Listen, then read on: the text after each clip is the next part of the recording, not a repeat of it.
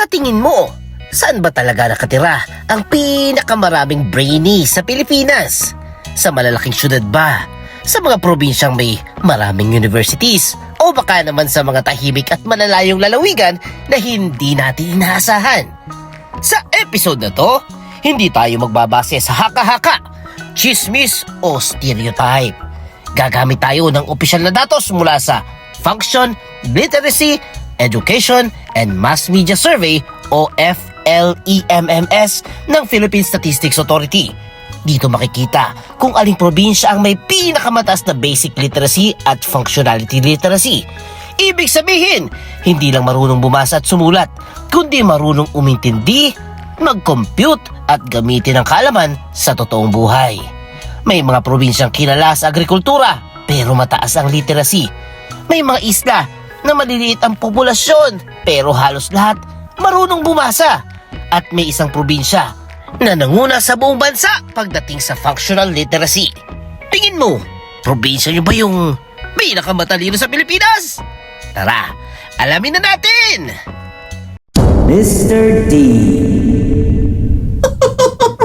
Number 10, South Cotabato. Ayon sa FLEMMS, 93.7% na mga mamamayan nito ang marunong bumasa at sumulat at 77.43% ang may functional literacy. Hindi lang ito mataas na bilang, ito ay patunay na patuloy na pagsulong ng edukasyon sa rehiyon. Bakit ba mataas ang literacy dito? South Cotabato ang agricultural hub ng Region 12 na may 85,000 sakahan na sumasaklaw sa halos 198,000 na hectares na lupa. Nakapwesto to sa malapit sa Sarangani Bay, kaya napakadali ng pag-export ng produkto. Likas ding malalago ang agro-industrial na kumpanya tulad ng Dole Philippines at SUMIFRU na nagbibigay trabaho sa mga mamamayan doon. Isa pa, may 24 higher education institutions dito at 38 TechVox schools sa lalawigan. Kaya naman napapanatili ang mataas na literacy at may 96% na employment rate. Bukod sa sakahan, kilala rin ang South Cotabato sa Lake Cebu at Mount Matutum. At number 9, Cavite. Tinatala ng FLEMMS na 93.56% ang basic literacy at 77.45% ang functional literacy ng probinsya. Malaki ang ginagampanan ng malawak na lupang sakahan sa pagtataguyod ng edukasyon dito. Bagamat mabilis ang urbanisasyon, nananatiling 49.38% or mahigit 70,000 hectares ng Cavite ay agricultural. Ang mga bayan ng Maragondon, Silang, Indang, Naik at Alfonso ay magsasakang lugar at ang ikapitong distrito ang may pinakamalawak na farmlands. Hindi lang pagsasaka, may 12 economic zones sa Cavite kung saan matatagpuan ang mga pabrika ng garments, semiconductors at food processing. Sa edukasyon naman, ay hindi papatalo ang Cavite. Andyan ang Cavite State University na may 70 hectares main campus at may 12 pang campus sa iba't ibang bayan ng lalawigan.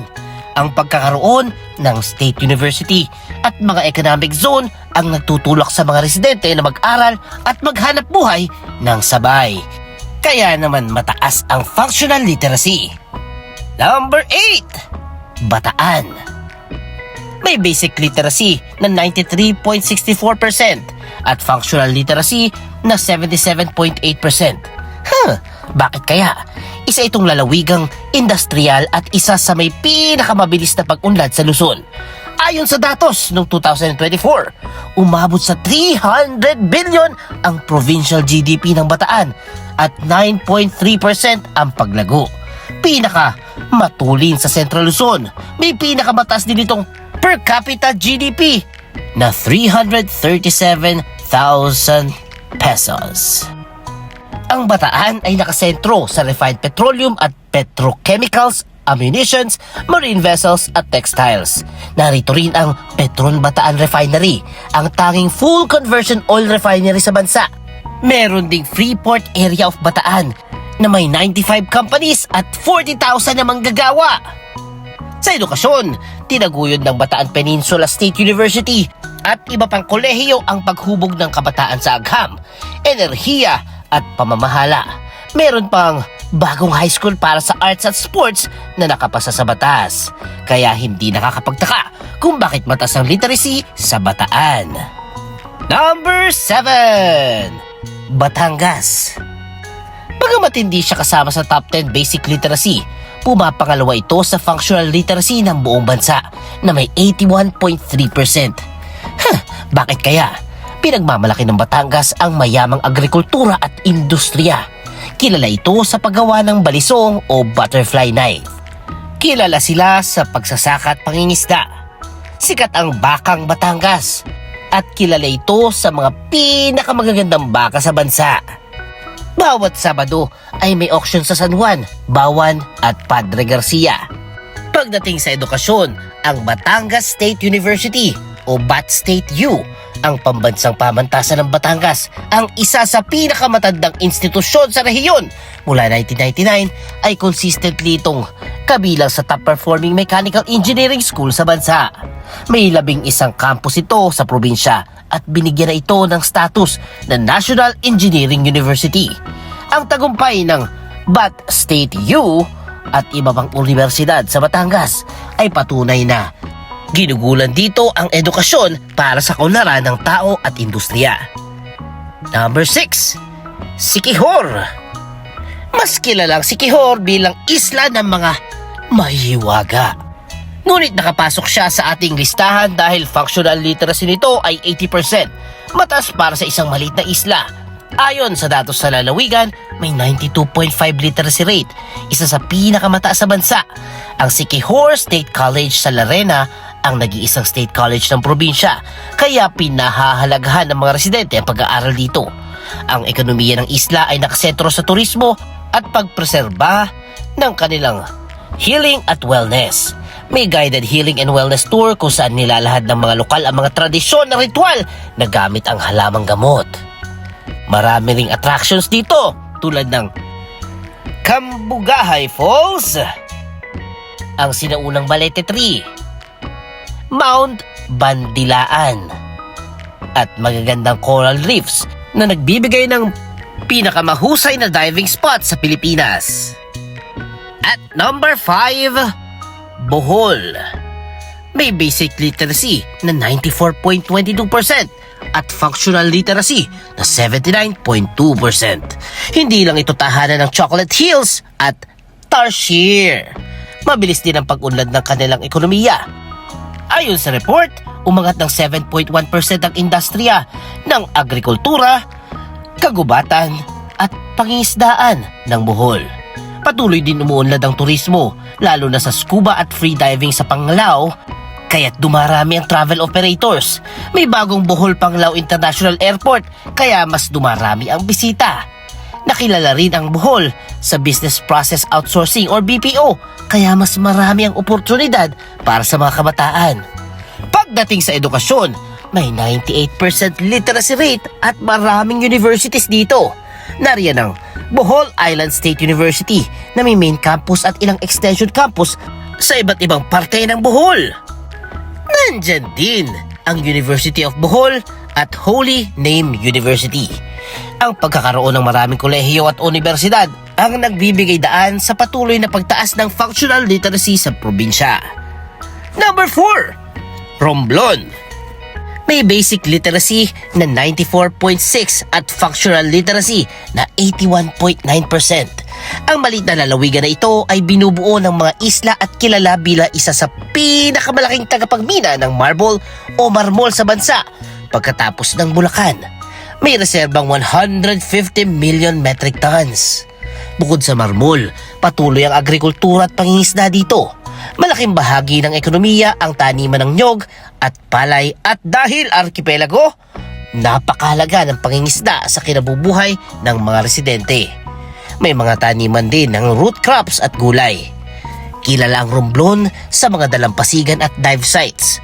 Maraming kabataan na nagkaroon ng oportunidad na magtrabaho sa turismo at pag-ukit ng marmol. Dahil dito, mataas ang functional literacy at napapahalagahan ang pag-aaral. At number 3, Rizal, na may 82.1% na functional literacy habang 94.20% ang basic literacy.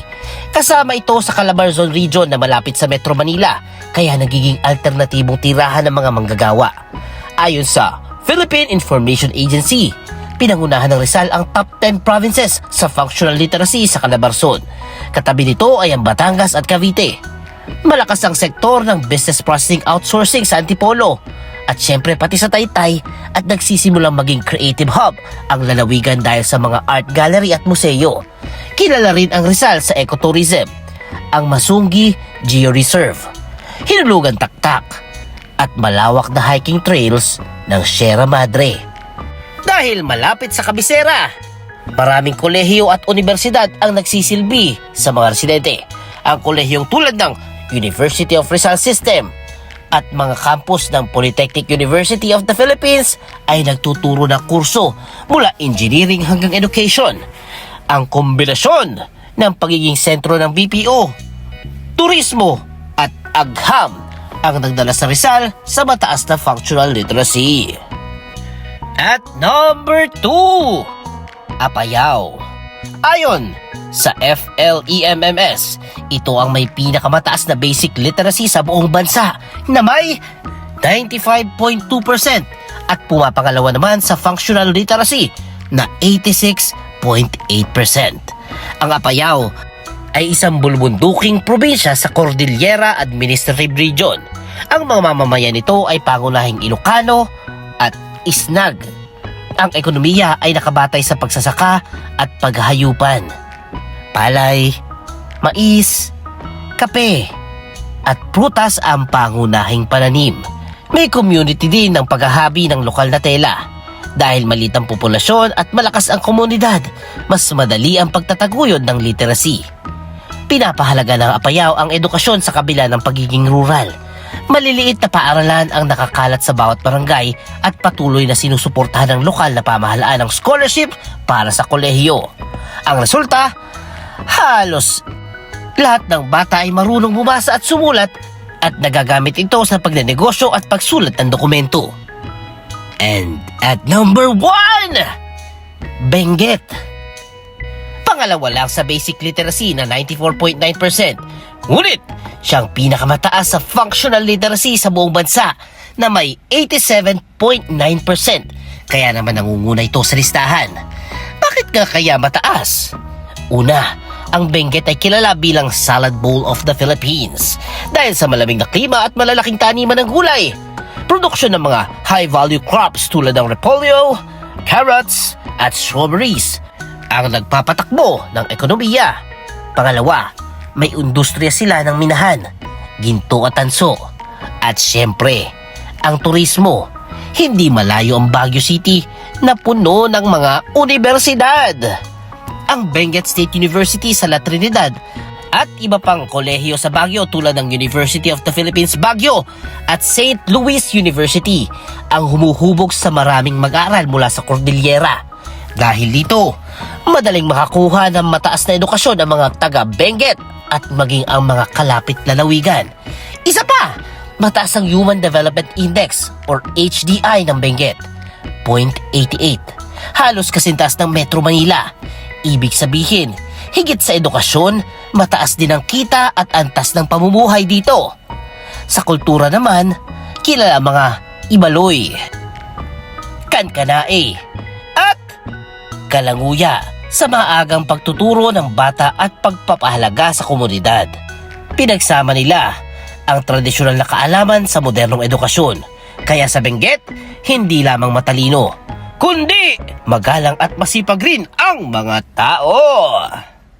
Take note, T-Fam! Nakabase sa datos ng FLEMMS ang ating episode for today. Ang pagiging matalino ng probinsya ay hindi nasusukat lamang sa pagkakaroon ng mataas na literacy rate. Ito ay bunga ng kombinasyon ng edukasyon, ekonomiya, kultura at suporta ng pamahalaan.